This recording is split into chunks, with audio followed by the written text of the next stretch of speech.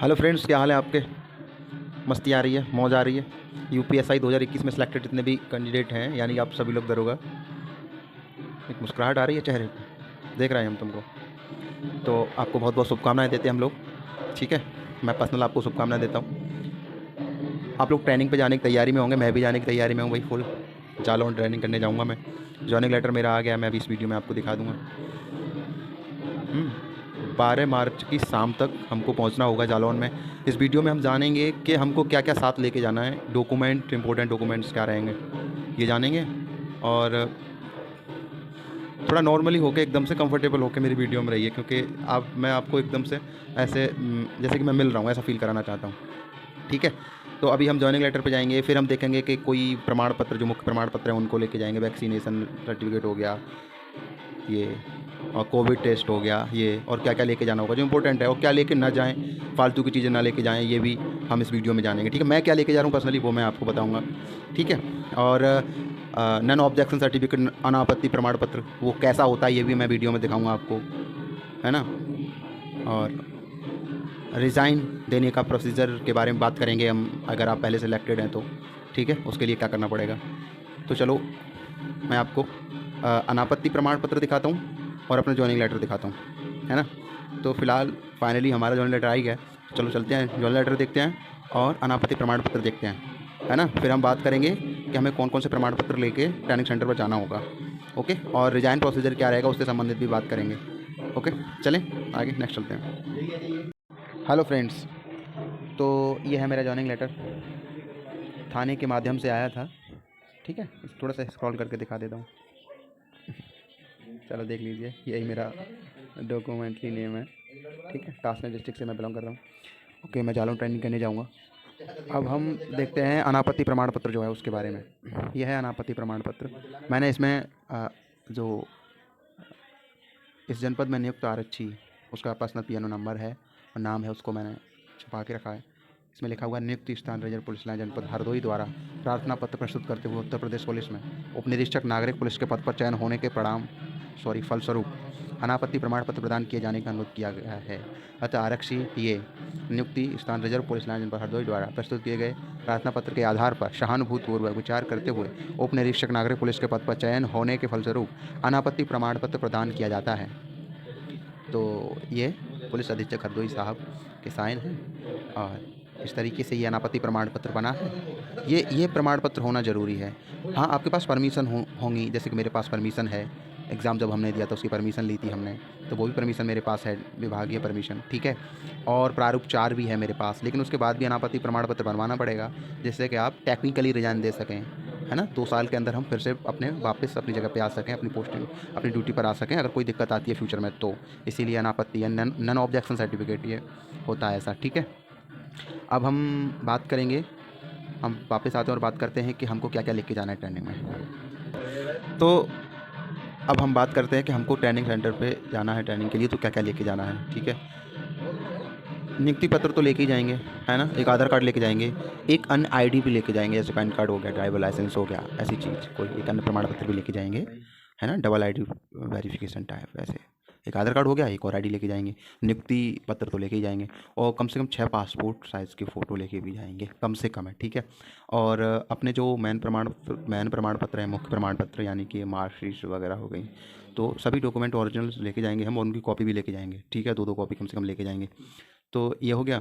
और latest vaccination dose, booster dose वगैरह लगवा के, मतलब 72 घंटे की रिपोर्ट होती है, लाटेस्ट 72 घंटे की रिपोर्ट होनी चाहिए कोविड टेस्ट की। तो वो जब हम मेडिकल फिटनेस प्रमाण पत्र बनवाने जाएंगे अपने जनपद में, तभी कोविड टेस्ट की भी बनवा लें, एक सर्टिफिकेट बनवा लेंगे, रिपोर्ट लगा के दे देगा डॉक्टर, है ना, वो भी लेके जाएंगे। ट्रेनिंग सेंटर पर पहुंचने से 72 घंटे पहले तक की मान्य होगी, है ना, कोविड टेस्ट की रिपोर्ट। ठीक है, वो बनवा लेंगे, और सीएमओ साहब से मेडिकल फिटनेस प्रमाण पत्र भी बनवा के ले जाएंगे कि हम के स्वस्थ हैं और हमें कोई दिक्कत नहीं है, और हो सके तो एक डोज़ लगवा के, बूस्टर डोज लगवा के भी चले जाएंगे, कोई दिक्कत नहीं है। अब दिक्कत यहाँ भी आ रही है कि फ्रेंड्स कह रहे हैं कि भाई वैक्सीनेशन सर्टिफिकेट हमारे पास नहीं है, जैसे कि मेरे पास भी नहीं है, तो वो ऑनलाइन कोविन पोर्टल से डाउनलोड हो जाएगा, मैं भी उसे डाउनलोड कर लूँगा। वैक्सीनेशन सर्टिफिकेट, और आपको भी ज़रूरत पड़ेगी, लेके चलेंगे, उसको क्या ही दिक्कत पड़ती है, मांगेंगे तो दे दिया जाएगा। और सामान क्या क्या लेके जाना है, वो मैं क्या क्या लेके जा रहा हूँ ये भी मैं आपको बता दे रहा हूँ। देखिए, मैं बहुत ज़्यादा सामान लेके नहीं जा रहा हूँ, और वहाँ जो मेरा PTS जालौन है, जहाँ मेरी ट्रेनिंग होगी, वहाँ पे अलमीरा है, अलमारी है, तो बक्से की भी कोई ख़ास ज़रूरत नहीं पड़ेगी वहाँ। अच्छी अलमारी है, बढ़िया अलमारी है, तो बक्से की ज़रूरत नहीं पड़ेगी। ठीक है, आप बक्सा लेके जा सकते हैं अगर आपको अपने सेंटर के बारे में नहीं पता है। अगर अलमारी है सेंटर में तो ख़ास बक्से की कोई ज़रूरत है नहीं है। और सामान की बात यह है, तो सामान जैसे कि बिस्तर हो गया, मच्छरदानी हो गई, है ना, तो ये चीज़ें तो हमें वहाँ भी मिल जाएंगी ख़रीदने के लिए। हमारा सेंटर दूर है, जैसे कि जालौन है, कोई जाने की व्यवस्था भी ठीक नहीं है। अगर आपका ट्रेन वाला रूट है, सीधा रूट है, तो यहाँ से ख़रीद के ले जाइए, सारा सामान आराम से पहुँच जाओगे। मैं जालौन जाऊँगा तो मैं वहाँ से ख़रीद लूँगा सामान, यहाँ से कोई ले जाने की भी खास ज़रूरत है नहीं। वैसे भी आपका ट्रेन रूट है या भी नहीं है, तो आप सामान फिर भी वहाँ से ख़रीद सकते हैं। ट्रेनिंग सेंटर पर आपको छोड़ दिया जाएगा थोड़ी देर के लिए सामान करने के लिए, तो आप सामान खरीद सकते हैं। ठीक है, नॉर्मल चीज़ें, बेसिक चीज़ें जो हो गई। हमें ये सोचना है कि हमें ज़िंदगी जीने के लिए मिनिमम किन किन चीज़ों की ज़रूरत पड़ेगी, तो वो चीज़ें हम खरीद लेंगे। कभी किसी दिन कभी कुछ खरीद लिया, कभी कुछ खरीद लिया, ऐसी सारी चीज़ें पूरी हो जाती हैं। लेकिन मेन चीज़ें जो होती हैं उस दिन हम पहले दिन खरीद लेते हैं। जैसे बिस्तर हो गया, बिस्तर बहुत ज़रूरी है, सो को नहीं, सोना भी पड़ेगा, खाने के लिए कुछ बर्तन भी होने चाहिए, अपने ही बर्तन होते हैं। ठीक है, खाना खाने के लिए बस खा के सो जाओगे, इतना तो इम्पोर्टेंट है ही है ना। और बस यही है। और राय दूंगा आपको कि आप क्या कहते हैं उसको, आपको पता होगा, रजाई लेने से तो बढ़िया है भाई स्लीपिंग बैग लेना। बड़ा सा स्लीपिंग बैग बढ़िया आता है, बड़ा वाला, उसको स्लीपिंग बैग को ले लो, नो टेंशन रहो, फ्री रहो एकदम से। तो मैं कोशिश करूँगा उसको ले लूँ। हाँ, और स्टडी से संबंधित कुछ बुक लेके जाएंगे वहाँ पे। अभी तो मैं नॉर्मल बैग लेके जाने की कोशिश कर रहा हूँ, ट्रॉली बैग ले जाऊँ और उसमें नॉर्मल कपड़े रख लूँगा, और मैं कुछ 2-3 जोड़ी प्राइवेट कपड़े रख लूँगा वहाँ पर, और लेके चला जाऊँगा। 1-2 बुक रख लूँगा, और डॉक्यूमेंट्स के लिए एक फ़ाइल लेके जाऊँगा, है ना, यही। बाकी मैंने कोई यूनिफॉर्म नहीं ली है, कोई PT ड्रेस नहीं ली है, कोई शूज़ नहीं लिया है। सब इंस्पेक्टर पर्पज़ से, ट्रेनिंग पर्पज़ से मैंने ऐसा सामान कोई नहीं लिया है, क्योंकि मैं जानता हूँ, भली बात जानता हूँ कि ये सारी चीज़ें वो अपने हिसाब से ही बनवाएंगे। हुआ हमको as a sub inspector training करनी होगी, तो बहुत डिसिप्लिन में रहना होगा, उनके डिसिप्लिन में। मैंने दरोगा जी से बात की थी, तो PRO सर की मैंने आपको बताया था कि मैं उनके साथ वीडियो बनाऊंगा। फाइनली उन्होंने मना ही कर दिया था वीडियो बनाने के लिए, क्योंकि अभी भी आपने देखा होगा कि यूनिफॉर्म में ADG साहब का योगी साहब की मीडिया वो गाइडलाइंस जो उसमें बताया गया है मीडिया, सोशल मीडिया से संबंधित, उसमें उन्होंने साफ साफ मना कर दिया है कि यूनिफॉर्म में कोई भी पुलिसकर्मी या अधिकारी वीडियो नहीं डालेगा। तो सर को पहले पता लग गया था, PRO साहब को, शायद इसीलिए उन्होंने मुझसे मना कर दिया, तो मैं वीडियो नहीं डाल पाया उनके साथ। हाँ, मैंने उनसे बातें की, बहुत कुछ जान लिया, और मैं आपको बता दे रहा हूँ। उन्होंने यही कहा था कि कांस्टेबल से मिलती जुलती ट्रेनिंग होती है, थोड़ा सा आपको डिसिप्लिन में ज़्यादा रहना पड़ता है। आपकी बॉडी लैंग्वेज वो SI की तरह ही बना देते हैं, दरोगा की तरह बनाते हैं। अगर आप टेढ़े एंगल से खड़े हो, एकदम से फ्री हो के ऐसे ही खड़े हो, नॉर्मल जनसाधारण की तरह, तो वो आपको टोकते हैं, कहते हैं कि भाई आप दरोगा हो गया, तो आप हो गया हाँ हाँ हैं, अरे यार ऐसे कौन करता है, ऐसा दरोगा कौन करता है, ऐसे खड़े हो तुम, ऐसे चल रहे हो, क्या है ये।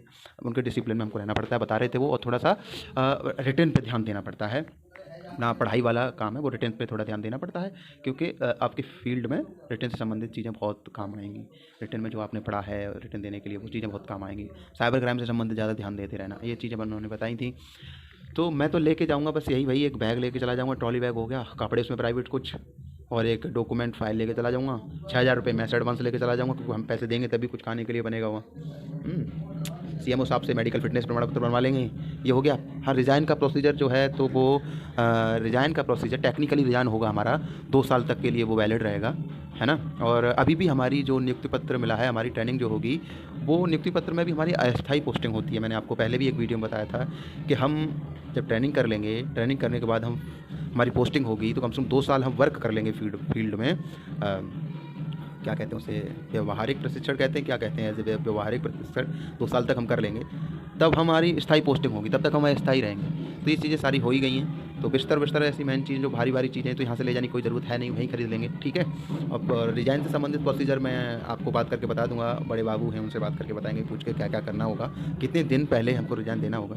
और हैप्पी होली भी आपको, क्योंकि भाई आप वो क्या कहते हैं, ट्रेनिंग भी होली के बाद ही शुरू हो रही है सभी की, तो आप सब लोग होली करके जाओगे, है ना। धीमे से सुनोगे तो ढोलक की आवाज़ सुनाई देगी आपको, है ना, क्योंकि मेरे घर पे अभी फंक्शन है, मैं घर पे ही हूँ। सुनाई दे रही है आवाज़? ठीक है, बैकग्राउंड म्यूजिक हो गया ये। तो ठीक है भाई, चलो मिलते हैं ट्रेनिंग सेंटर पे। आपसे मिलकर बहुत अच्छा लगा। वीडियो नहीं बन पा रही है क्योंकि भाई पुलिस पुलिस में ड्यूटी कर रहे हैं तो उसमें कहाँ ही टाइम मिलता है यार, बिल्कुल टाइम नहीं मिल पाया। बहुत सोची थी वीडियो ये बनाएंगे लेकिन टाइम नहीं मिल पा रहा है अभी भी। लेकिन मैं निरंतर चैनल पे बना रहूँगा, चैनल पे भाई काम करना है मुझे, तो उस पर लगा रहूँगा। पढ़ाई से, स्टडी से संबंधित भी चीज़ें बताता रहूँगा। पुलिस की वैकेंसीज जितनी आ रही हैं उनसे संबंधित हम वीडियो बनाते रहेंगे। ट्रेनिंग सेंटर पर जाऊँगा, वहाँ से संबंधित जानकारी आपको देता रहूँगा, लाइव आता रहूँगा, कोई दिक्कत नहीं होगी, ठीक है। बाकी हमने इस वीडियो में बहुत कुछ बातें करी, अब हम नेक्स्ट वीडियो में बात करेंगे, ठीक है। और आपकी कोई क्वेरी हो तो वो आप कमेंट सेक्शन में लिख सकते हैं, मैं रेडी रहूँगा आपकी कमेंट सेक्शन में जाकर के आपकी बात को सुनने और पढ़ने के लिए, ठीक है। आपका आरडीएस विदाई चाहता है। ट्रेनिंग सेंटर पे जब जाएंगे तब वीडियो बनाएंगे, तब लाइव आएंगे, उसके लिए आप चैनल को सब्सक्राइब कर लो, ठीक है। Good night.